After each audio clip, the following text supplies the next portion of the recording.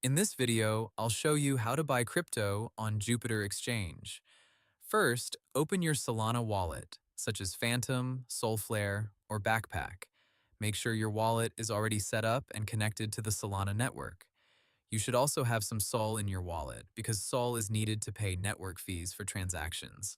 Next, open the official Jupiter Exchange website in your browser. Be careful with fake websites, sponsored links, and random links from social media.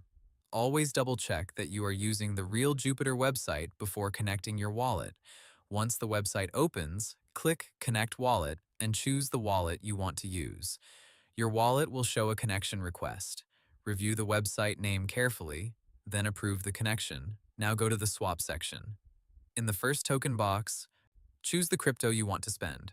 For example, you may select SOL, USDC, USDT, or another token already available in your wallet. In the second token box, choose the crypto you want to buy. You can search by token name, but for better safety, it is recommended to use the official token address, especially when buying new or lesser-known coins. After selecting both tokens, enter the amount you want to swap. Jupiter will automatically search across different liquidity sources on Solana and show the estimated amount you will receive. Before confirming, check the important details on the screen. Review the estimated output, price impact, slippage, route, and fees. If the price impact is too high, you may want to reduce the amount or choose a more liquid token. When everything looks correct, click Swap. Your wallet will open a transaction approval window. Read the details carefully, then confirm the transaction. After confirmation, wait for the swap to complete. Once it is successful, the crypto you bought should appear in your wallet.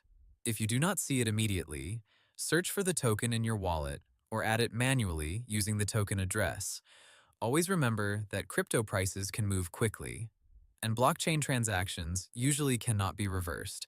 Only trade amounts you are comfortable risking, and never share your seed phrase with anyone. Hope the tutorial was helpful. Subscribe to my channel and see you in the next video.